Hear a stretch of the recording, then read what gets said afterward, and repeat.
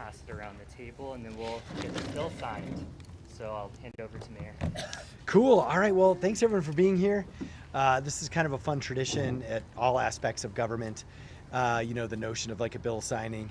Of course, some people have a huge Sharpie pen and that whole thing, but just want you to know that was not invented by presidents. I have been at a lot of these back when I was in the legislature. And the fun thing is to just celebrate with the folks who made it happen. And that's why we're here at HomeWise and here with folks who really understand what this is and how important it is in the long term. So we know that we're here to celebrate becoming law. The PATCH Act, which is a great acronym that I have to read because I can never remember it, but it's brilliant. Preserving Albuquerque through critical housing. And of course, it's a key component of our Housing Now program. And the key component is rehabs, home rehabs. And it's this notion that when we think about our housing stock, and we all know we need more housing and different kinds of housing, and we all have great discussions about duplexes and cottages and all these other things, and building higher and less parking spaces. But we always forget we could just fix up the houses that we have.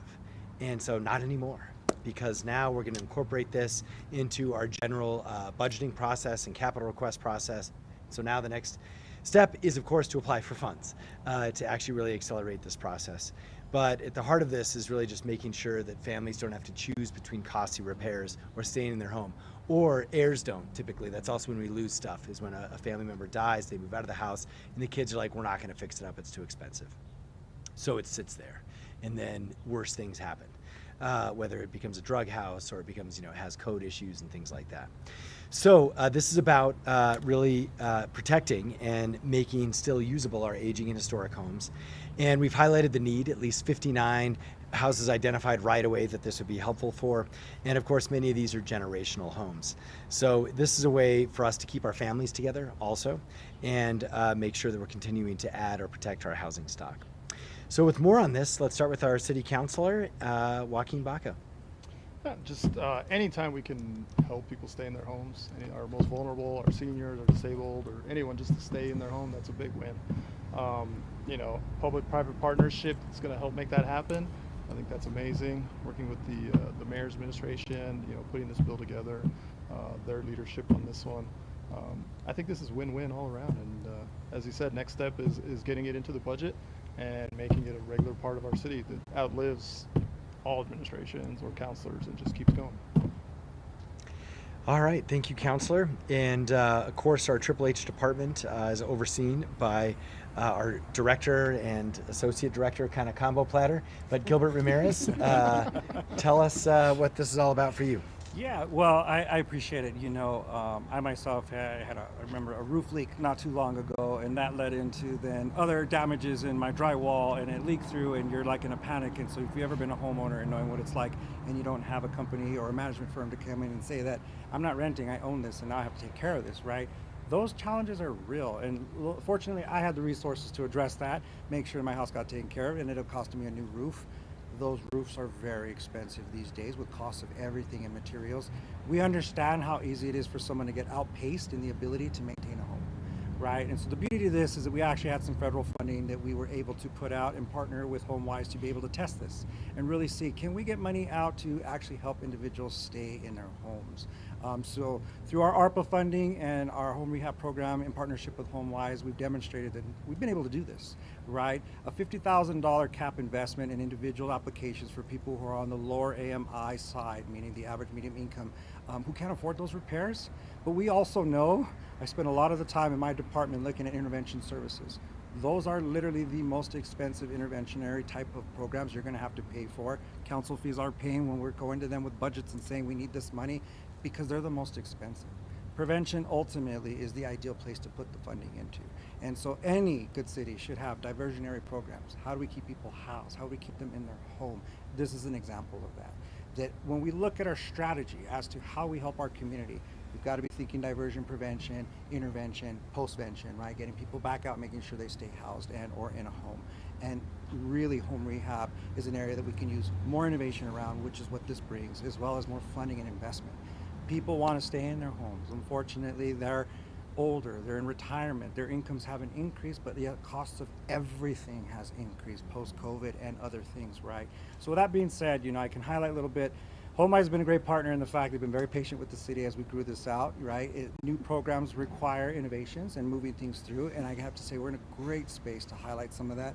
So overall, since we began this partnership and at the end of August, 59 homes either completed or in progress to move forward to have a crucial repair done, right? That is huge. That's 59 family households that won't be exiting their homes into homelessness, which is another very costly system, and we don't want to do that. We want to get ahead of that. So this is upstream. Overall, our dedicated amount of money for this program, we seeded it with $3.3 million from our federal allocation. I believe $2.4 million of that has already been spent, so you can see that there's a little bit less. The majority of it's all been direct assistance to beneficiaries, right? So this is money going right back to the homeowner's home, not to our pockets or administrative. I mean, of course, we need the folks to push the things and deal with the contractors and pull the permits. But outside of that, it's all going to the repairs of the home that really is a value add to our community. So with that, I mean, I have some statistics I can share, but what we know is I sadly have to track all the information that's the predictor for unhoused populations in our community. And what we are trending on nationally is the biggest population that most likely is predicted to enter into homelessness is families with children attached. The second largest is going to be your elderly. They're being outpaced by a market that can't do it. So folks who are in their homes, we want to keep them in there. Programs like this help do that and secure it and solidify it. So my appreciation, HomeWise, for being a patient partner of ours. More importantly, the innovation with this and council looking at how do we do more of this in the future innovatively and something that will sit beyond just our time or this grant funding. So our next role, find funding, right? Let's get it in there. I know we'll have a lot of inquiries, and right now, unfortunately, it's just a Q&A as to what would qualify you, how you do that, but more to come, and our goal really is to see if we have some seed funding for this in January. All right, thank you. And also, we'll kind of see, but I think this would be eligible for capital outlay. It's sort of an interesting maneuver, but we'll work on that. But we should definitely flesh that out. Does Lisa still work for HomeWise? Yeah, put her on that. So, nice, good. Okay, well, speaking of HomeWise, there are other entities, of course, that do this work, but a very significant one that's long been doing this work for decades is HomeWise. And so here to share their perspective is Rati Casey. Thanks, Mayor. I mean, big thank you to the city, and thank you to Councilor Baca for bringing this program to life, and being able to sign the bill today is really exciting for HomeWise. Our mission at HomeWise is to create successful homeowners, and successful homeowners, creating them, half the battle is to get them into a home, but the other half is to have a home that's really a great place to live in. You know, we have to tackle repairs, home improvements, home renovations, and actually that's how HomeWise first began. We started in the home renovation business, and now we are treating all sorts of homeowners from the very beginning. And so we're very proud to do this work. We really appreciate the partnership with the city, and looking forward to what this program can expand for the work that's already been happening. Thank you. Thank you so much. Okay, well, with that, let's go ahead and sign this. So part of the tradition is if you want a souvenir pen, you can have one. And I have these from governors and other mayors, and these hardly work. They're really just for show, and they're cheap. So anyway, now, so I'm going to go ahead and sign this. And Counselor, I know you have some of these. Do you want one? Okay, there you go. Yeah. And I'll pass a few down. So take one and pass it around. Yeah. And there you go.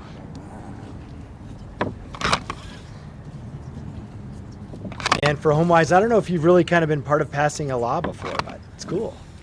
You know? It's cool. And so, and you get the little pen.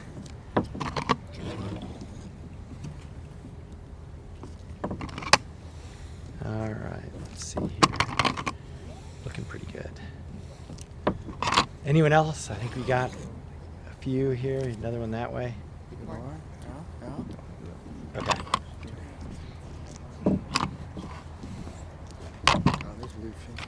All right. Okay, I think we got enough there. Congratulations, everybody. Yay.